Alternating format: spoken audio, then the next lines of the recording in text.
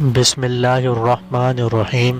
دوستو، حضرت ابراہیم علیہ السلام اللہ تعالیٰ کے جلیل القدر انبیاء اکرام میں سے ایک ہیں، اور آپ علیہ السلام کو یہ شرف بھی حاصل ہے کہ آپ علیہ السلام اللہ کے خلیل یعنی کہ اللہ تعالیٰ کے دوست ہیں۔ اللہ تعالیٰ کا ارشاد ہے سورہ بقرہ آیت نمبر 124، اور جب پروردگار نے چند باتوں میں ابراہیم علیہ السلام کی آزمائش کی تو وہ ان میں پورے اترے۔ اللہ نے فرمایا کہ میں تجھ کو لوگوں کا پیشوا بناؤں گا۔ انہوں نے کہا پروردگار میری اولاد میں سے بھی پیشوا بنائیو۔ اللہ نے فرمایا ہمارا قرار ظالموں کے لیے نہیں ہوا کرتا۔ حضرت ابراہیم علیہ السلام نے اللہ عز و جل کے حکم سے بہت بڑی تکالیف برداشت کری ہیں، تو اس بنا پر اللہ رب العزت نے حضرت ابراہیم علیہ السلام کو لوگوں کے لیے امام و مقتدی بنا دیا تاکہ لوگ ان کی پیروی کریں اور ان کے نقش قدم پر چلیں۔ تو حضرت ابراہیم علیہ السلام نے اللہ تعالیٰ سے دعا کی کہ یہ سلسلہ میرے نسب میں بھی باقی رہے اور میری اولاد میں بھی قیامت تک قائم رہے۔ تو اللہ جل شانہ نے ان کی اس دعا کو قبولیت کا شرف عطا کیا اور آپ کی اس تمنا کو پورا کر دیا۔ امامت انہی کے خاندان کو حاصل ہے اور آپ کے بعد تمام انبیاء اور رسول آپ ہی کی اولاد میں سے ہیں۔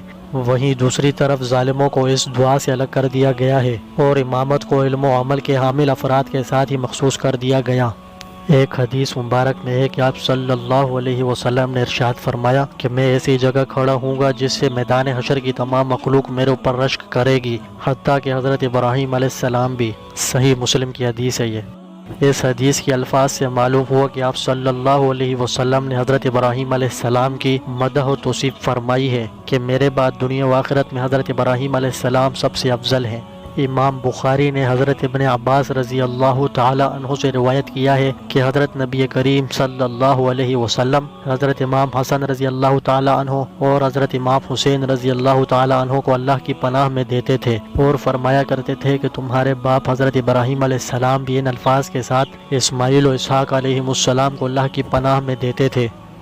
دوستوں، ایک مرتبہ حضرت ابراہیم علیہ السلام نے اللہ تعالیٰ سے عرض کیا، اے میرے مالک و خالق، مجھے دکھا کہ تو مردوں کو کس طرح سے زندہ کرے گا۔ تو اللہ تعالیٰ نے کہا کیا تجھے اس بات پر یقین نہیں ہے؟ حضرت ابراہیم علیہ السلام نے کہا مجھے تو مکمل یقین ہے، لیکن میں اس لیے دیکھنا چاہتا ہوں کہ میرا دل مکمل اطمینان حاصل کر لے۔ تو اللہ رب العزت نے آپ علیہ السلام کی اس درخواست کو قبول فرما لیا اور حکم دیا کہ وہ 4 الگ الگ پرندے ذبح کریں اور پھر ان کو قیمہ بنا دیں اور آپس میں ایک دوسرے کے ساتھ مکس کر لیں اور پھر ان کے گوشت کو تھوڑا تھوڑا الگ الگ جگہوں پر رکھ دیں۔ چنانچہ حضرت ابراہیم علیہ السلام نے اللہ رب العزت کے حکم کے مطابق ایسا ہی کیا۔ پھر اللہ تعالیٰ نے فرمایا کہ اے ابراہیم ان کو آواز دو۔ جب حضرت ابراہیم علیہ السلام نے ان کو بلایا تو ہر پرندے کے حصے ایک دوسرے کے ساتھ ملنے لگے اور ہر ایک پر اس کے اپنے حصے کے ساتھ جوڑنے لگا، یہاں تک کہ ان پرندوں کا جسم پہلے کی طرح ٹھیک ہو گیا۔ حضرت ابراہیم علیہ السلام اللہ تعالیٰ کی قدرت کا نظارہ کرتے رہے، جو کسی چیز کو بنانے کے لیے جب کن کہتا ہے تو وہ ہو جاتا ہے۔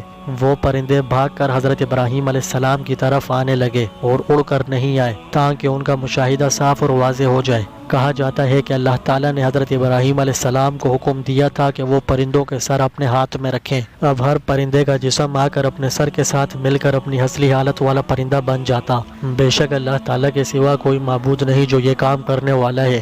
یہاں میں آپ کو ایک بات بتا دوں کہ حضرت ابراہیم علیہ السلام کو مکمل یقین تھا کہ اللہ تعالیٰ مردوں کو زندہ کرنے پر قادر ہے، لیکن وہ اپنی آنکھوں سے مشاہدہ کرنا چاہتے تھے تاکہ آپ کا علم الیقین سے عین الیقین کی طرف ترقی کرے۔ تو اللہ تعالیٰ نے ان کی یہ درخواست قبول فرمائی اور ان کی تمنا پوری کر دی اور ان کو آنکھوں سے مشاہدہ کرا دیا۔ اللہ تعالیٰ آپ کو اور مجھے ان سب باتوں پر عمل یقین کرنے کی توفیق عطا فرمائے۔ وآخر دعوانا ان الحمد للہ رب العالمین۔